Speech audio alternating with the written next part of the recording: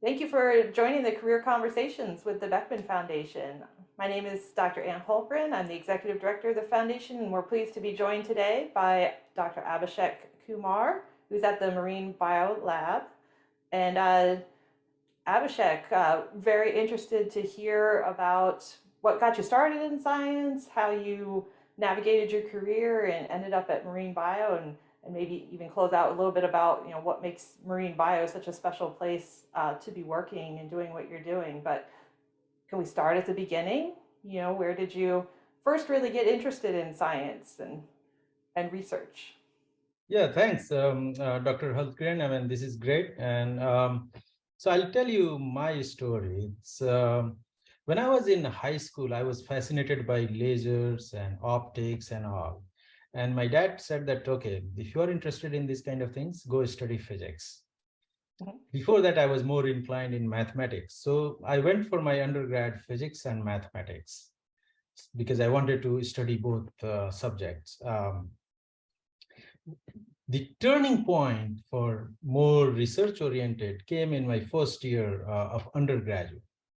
I met with a professor who was teaching us electromagnetic theory, and also he was taking a lab. Unfortunately, he passed away. His name was Professor Ajay Singh, and his teaching style was very fascinating.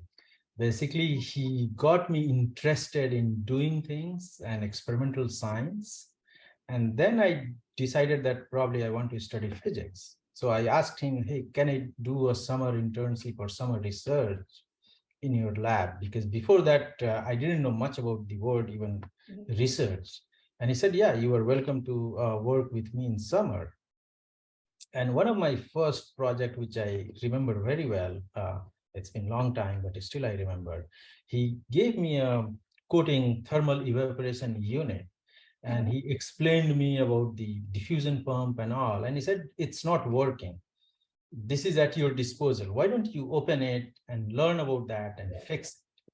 Fix it. And Yep. when I got it working, that was the wow moment for me. And then I ended up depositing a thin film of aluminum, which then Mhm. we looked at under SEM. And then I realized that this could be a fun Mhm. aspect of learning. Yeah. um, so that was turning point when I realized that research could be fun. But you're in physics. In physics, yeah. You're not in physics now. Yes, so I'm not in physics department, but I'm at Marine Biological Laboratory where still I'm doing optics, and my research focus is to develop optical microscopes.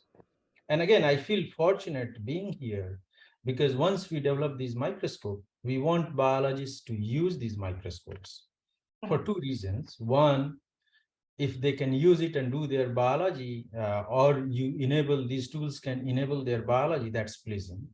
And second thing is we also learn what are the limitations. Basically, they will bring a sample and then we learn that the system I have developed or tools we have developed, either they are not good enough or they are limited.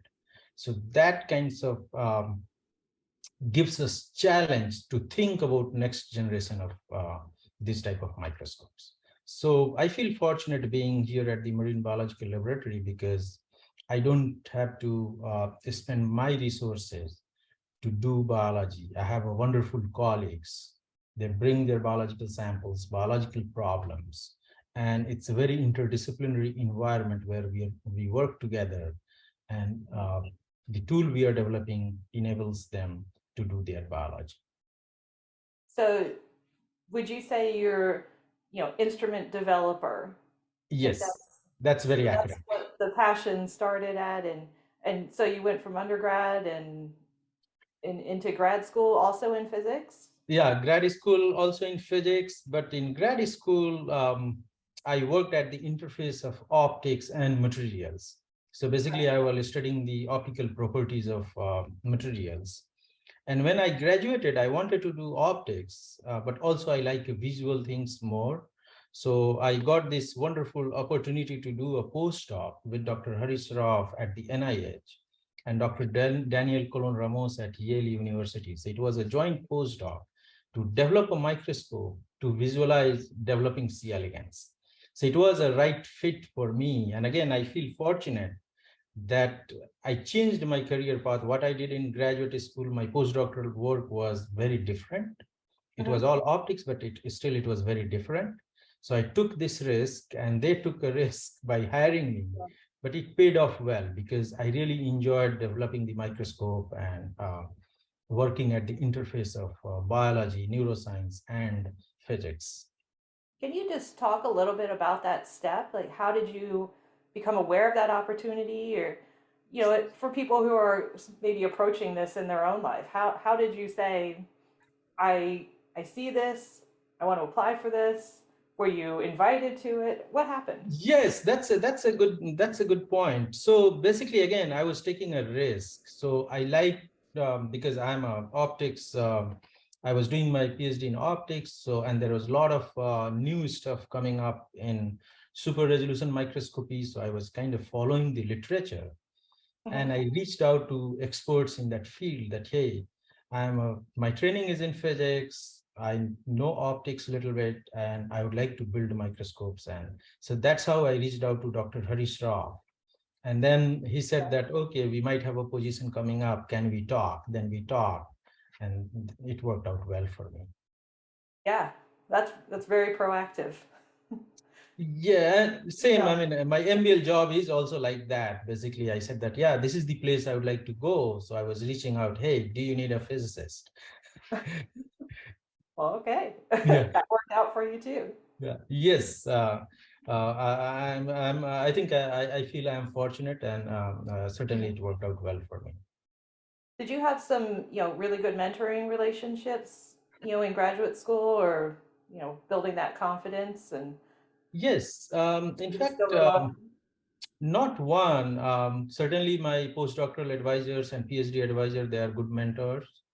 Some of my good friends, they have been very good mentor for me, and some of my colleagues. So I think I would say I have a broad range of people I get help from, or I lean whenever I need help within my community. And also I interact with a lot of people from the professional societies. Like one of my good friend, she's at American Physical Society, and I consider her as a very good mentor for me, Mhm. because she can see things which on my track I can't see, and she always keeps giving me good advice. So, as a physicist at the Marine Biolab, what's that environment like for you? What what do you bring to the team meetings? Yeah. Yes, it's a very conducive environment because, as you know, science is getting more interdisciplinary. So we need to interact with our comfort zone or people from other areas. And that's a very satisfying. So I don't feel that I'm odd here. I feel that I'm part of this ecosystem. In a I'm part of this fabric, and I always find, because I always realize talking to my colleagues that I need to learn a lot. Because we are talking about different areas, different fields. Mhm. So that gives me more energy, that learning, it doesn't stop, or it doesn't have to stop. I mean, every day we are learning. So Yeah, that's a very important message to get out there. Um, just kind of wrapping up a little bit, is there anything that you would say, to people who are, maybe thinking about graduate school or postdoc? I mean, you took some risks, right? As you yeah. said, like, and it's paid off for you. But how do you do? Yeah, I mean, certainly for me, it paid off very well. Which it doesn't mean that this is the path we all have to take. I mean, but few things I will say. I mean, first one is Dr. Beckman's 7 rules. Mhm. I mean, no matter what we do, those are very relevant for all of us. And last point, what he says is very important for irrespective of whether we do science, engineering, law, medicine. Those rules are very relevant. The second message I'll say is there is nothing wrong in asking for help, because if we ask for help, there is a scientific community, there are friends, people around, even we don't know them, but they're willing to help us. So I think we should not be afraid for asking for help. If we don't ask, we are not going to get. Mhm. And second thing is we think that it's a risk, but it's not really a risk.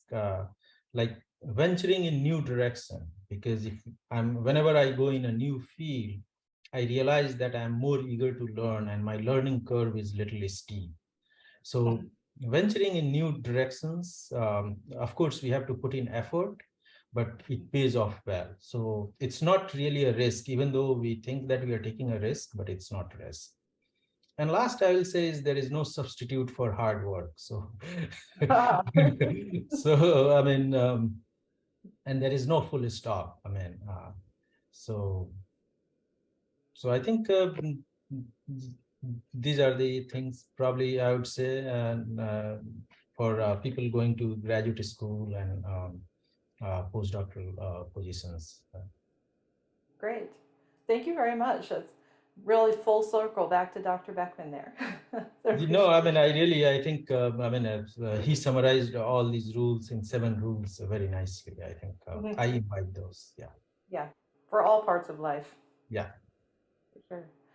Well, thank you so much for joining us. Appreciate hearing your story and your advice.